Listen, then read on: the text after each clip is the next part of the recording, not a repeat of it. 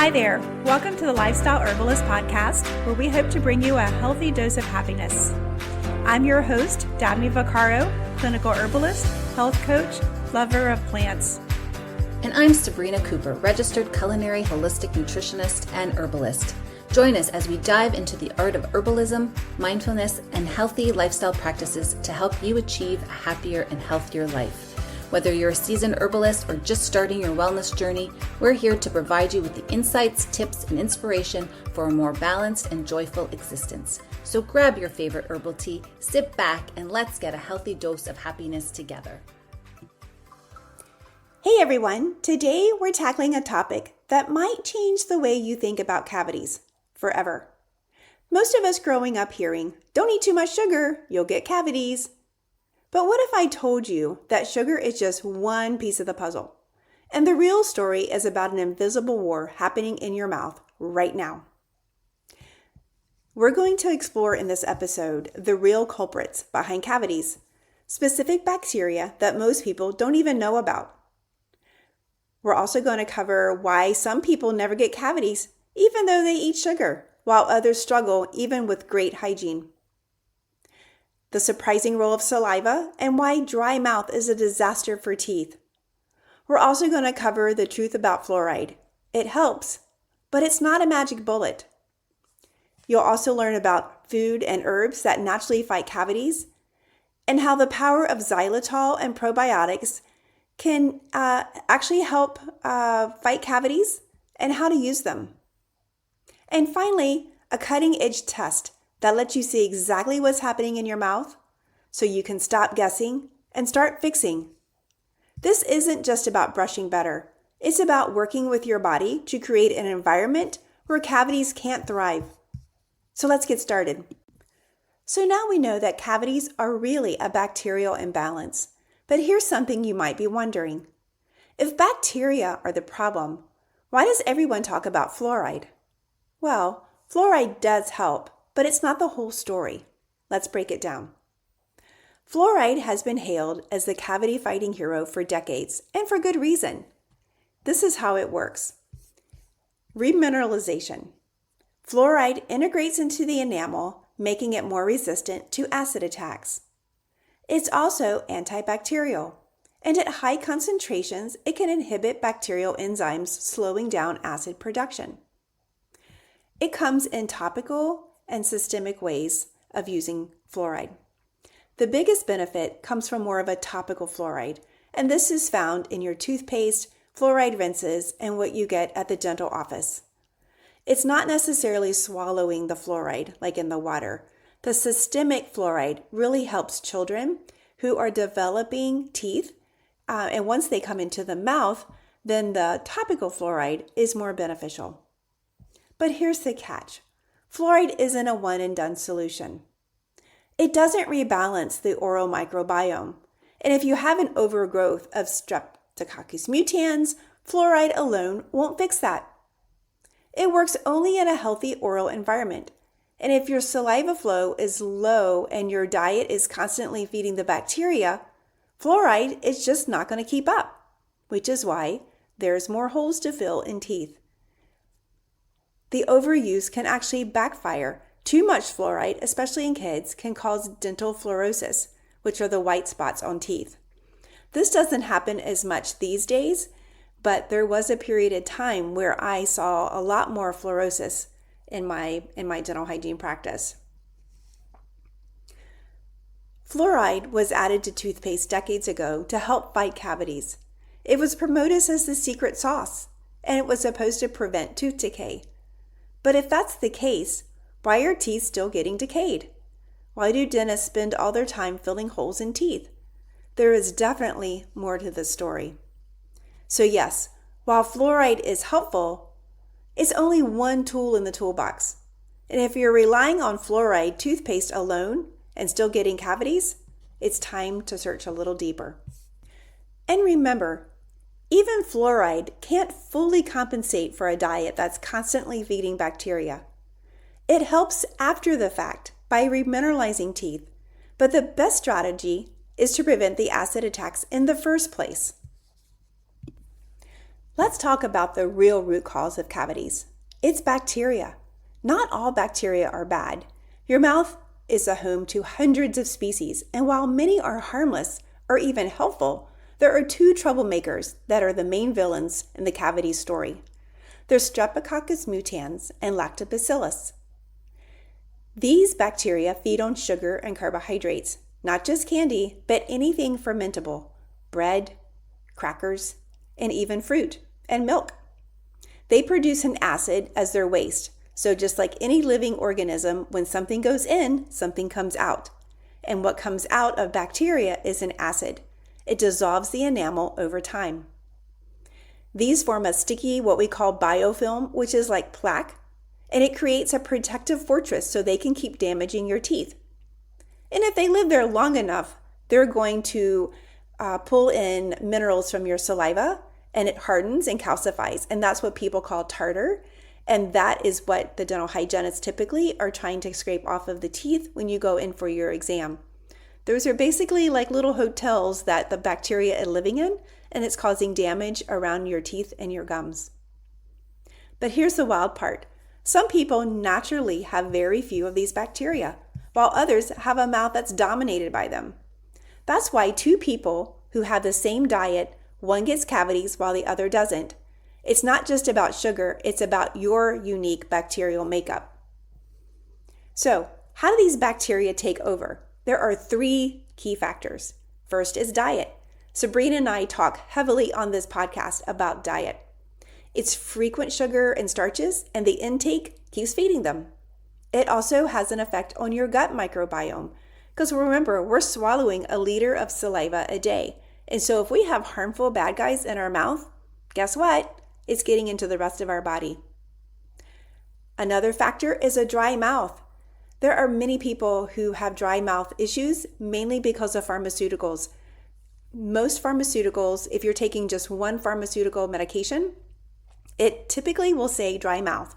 But if you're taking 3 or 4 medications, then each one of them causing a dry mouth symptoms, your mouth can become very parched. And without that protective saliva, the bacteria will grow even faster. Our saliva is our body's natural defense, and without it, bacteria thrive. And finally, an acidic environment. Low pH speeds up the enamel erosion. How do you get low pH? Well, sometimes people have issues like acid reflux, but typically a low pH is from a constant store of just lots of acidity in the mouth. There's lots of foods that are acidic, but every time you have something sugary to eat or a carbohydrate, that lowers the pH of the saliva. And over time, it gets more and more difficult for the saliva to come into the mouth to raise that pH.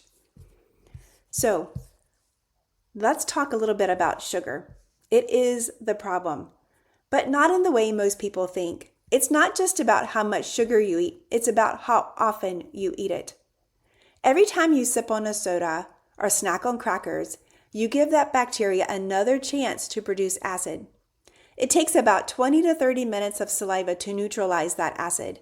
But if you're constantly grazing, your teeth are under attack all day. Surprisingly, sticky or slow dissolving carbohydrates like crackers, dried fruit, or granola bars are often worse than just pure sugar because it clings to your teeth. Even healthy snacks can be a problem if it's frequent. And the fix? If you're going to have a sugar or a carb, eat them in one sitting. Don't spread them out, and rinse with water afterwards. I know when my kids were in school, they would partake in the school lunch program, and sometimes there was some type of a fruit roll-up depending on the day. And strangely enough, as a mom, I know it seems weird, but as a dental hygienist, I would tell them, if you're going to eat your fruit roll-up, eat that first. And the reason I told them to eat that first is because if they eat that first, then the rest of the food that they're eating is going to have a better chance of knocking it off of their teeth. Because if the fruit roll-up is the last thing they have for their dessert, then it's sticking to their teeth for hours while they are finishing up school until they get to come home. It's not like they could brush their teeth right after lunch. So I would encourage them to actually eat their sticky foods first, and it would better neutralize the acidity in their mouth so that they would have a better chance of not getting a cavity. So let's talk a little bit about natural cavity fighters. The good news is that you can actually starve bad bacteria and support your teeth with the right foods. Crunchy, fibrous vegetables like celery, carrots, apples, all of these provide mechanical cleaning purposes. The fibrous texture scrubs off the plaque as you chew. It also creates a salivary stimulation. Chewing hard, water-rich veggies actually increases your salivary flow, which neutralizes acid and helps to remineralize the enamel. There's things in carrots, especially like vitamin A, which is essential for maintaining healthy mucosal membranes and salivary production. The best way to use it is to eat raw snacks after a meal to help clean your teeth, especially if you're unable to brush your teeth mechanically with a toothbrush after you've consumed food. Pair it with a healthy fat like almond butter to slow down the sugar absorption. There's things like dairy and cheese. I know some people might be sensitive to these things, but if you can have dairy and do okay with it, they are rich in calcium and phosphates, which are already minerals that are in our saliva, and they directly redeposit things into those minerals into our enamel. That's known as remineralization. It forms a protective layer on teeth and reduces acid erosion. It's also very alkaline, so the pH is alkalinity, which is a way different and the opposite of acidity. It helps to neutralize mouth acidity after you eat sugars. So eat a small piece of cheese after a sugary meal to counteract the acid, or opt for something fermented like yogurt or kefir for probiotics. Just be aware that many yogurts commercially these days do have sugar. So, how about teas? Green tea, unsweetened, has potent antioxidants, and they actually suppress the mutans and help reduce plaque buildup. They also have polyphenols, which interfere with bacterial enzymes and prevent them from producing an acid. It naturally contains small amounts of fluoride, which is a bonus for remineralization. The best way to use it is to sip on some unsweet green tea with meals instead of a sugary drink. You can swish cool tea in your mouth for about 30 seconds to enhance antimicrobial effects. A couple of herbs that I mentioned last week was licorice root. Licorice has actually compounds in it that help kill the strep mutans and disrupt the biofilm formation. It's also very anti-inflammatory. It soothes the gum tissue and reduces the risk of gingivitis, which actually worsen cavities. It also helps to stimulate saliva and helps to combat dry mouth. So you can chew licorice roots, or you can just have it in a tea. You can have a powder in a homemade tooth powder or a mouth rinse. And I actually have that particular herb, licorice, in my tooth powder. There's also cloves and cinnamon, which is also in my tooth powder that I have available. The eugenol, which is in cloves, is a powerful antimicrobial that numbs the pain and kills cavity-causing bacteria. And the cinnamon disrupts the bacterial communication, preventing biofilm formation. So the best way to use cinnamon is to just put it in a smoothie, in an oatmeal. I add it to my tea or my coffee in the morning. You can apply the oil of cloves diluted in coconut oil to areas around your mouth that you might see that is a little dark spot, and it can provide temporary relief. And believe it or not, shiitake mushrooms, which is one of my all-time favorite mushrooms, there is a compound that prevents bacteria from sticking to teeth, and it feeds the beneficial oral bacteria. So it's actually a prebiotic. Now, mushrooms should not be eaten raw. You should always saute mushrooms for about 10 minutes. I use butter, always butter, I love butter. But saute your mushrooms in butter for about 10 minutes and then consume your mushrooms. Raw onions contain sulfur compounds that actually target strep mutans. I most always have a raw onion on a sandwich. I have raw onions with my my breakfast in the morning. I love raw onions. It's a wonder I have any friends. But it's also a prebiotic, which supports good gut health and also oral bacteria. The good guys, that is. You can add raw onions to your salad or sandwiches, and you can just chew a small piece briefly. And believe it or not, sesame seeds. The scrubbing actions helps remove plaque mechanically, and it's high in calcium, which supports enamel remineralization. You can sprinkle it on your salads or blend it into tahini. You can even take a handful and just chew it as a snack. Cranberries, which are a little bit hard to find in the spring, they're typically more in season in the fall, but they prevent bacteria from sticking to teeth. Just caution, use unsweetened cranberry products. It's very difficult to find these days because cranberry is a bit bitter, and so people tend to want sugar added to their cranberries. But sweetened versions also they feed the bacteria, and you won't get the medicinal benefits. You can mix unsweetened cranberry powder into water, or you can just eat a fresh cranberry. Sparingly, they're tart. Now, there are two more things that I have got to talk about in this episode. These are the two of the most powerful tools against cavities. And guess what? It's not toothpaste and it's not floss. It's xylitol and probiotics. Xylitol is a sugar alcohol that actually tricks bacteria. They eat it, but then they can't digest it. So they starve. Studies show that 1 to 2 doses of 5 grams per day, either in gum or mints, can reduce cavities by up to 80% over time. Now, this is 100% xylitol. This isn't added to other sugary things in your gum. You have to get a gum or a mint that is sweetened with 100% xylitol. The other thing is oral probiotics, like Licorice, that crowd out harmful bacteria.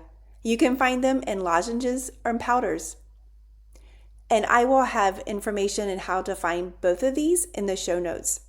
The probiotic that I've been recommending to my patients is BioGaia. It is the most studied oral probiotic out there, and I have seen amazing results.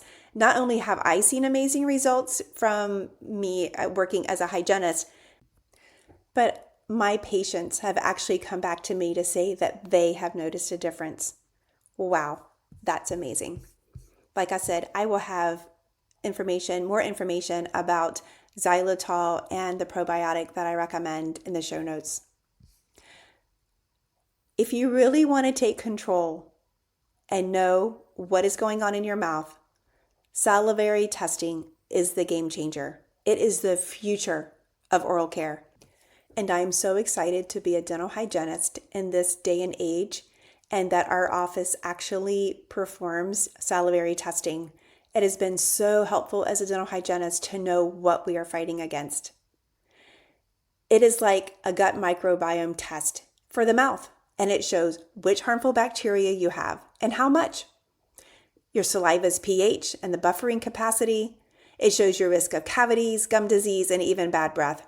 The other thing is this particular one that we use, it actually gives you more information about the strains of bacteria and how it plays in a systemic component. So bacteria, like I said, we swallow a liter or so of saliva a day. And in that complex is bacteria. The bacteria land in our bloodstream, it lands in our organs, and it has been linked to things like autoimmune disorders, heart disease, diabetes, cancer. So it gives you a snapshot of where your saliva is and the systemic issues that you could have in the future if you don't gain control of the specific strains of bacteria that's in your mouth. So for people with chronic cavities, this can reveal exactly what's going wrong, and so we can fix it. Let's recap. Cavities aren't just about sugar. It's about bacteria, saliva, and your own unique oral ecosystem. Today's key takeaways is reduce frequent snacking, especially sticky carbohydrates. Sugars and carbs aren't good for us anyway, so why are we even bothering eating them? Support your saliva by staying hydrated, chew things like xylitol gum, and try to do things to counteract your dry mouth if you are a dry mouth sufferer. Try to think about natural antibacterial foods and herbs like green tea, licorice root, and crunchy vegetables and incorporate them into your diet. Try things like xylitol probiotics. They're proven to rebalance your mouth. And consider salivary testing. If you're struggling with cavities, salivary testing can reveal exactly what's off. It's very easy to do. You simply just spit into a tube. It goes into the mailer. It goes to the lab. It comes back in the results come back in about a week and a half. And your dental provider can help you navigate the test results, come up with a plan to help you get your saliva in a much better balance that can then systemically sustain your body so that you can live a happier, healthier life. Hey, thanks for tuning in today. I'd love to hear from you. If you've been battling with cavities, I would love to be able to help you. Just let me know how I can. And if you've ever tried any of these strategies, what worked? I'd love to know. Drop a comment or just direct message me. And if you found this to be helpful, share it with someone who's always battling cavities. Hey, thanks for listening. I look forward to hearing from you soon. Take care.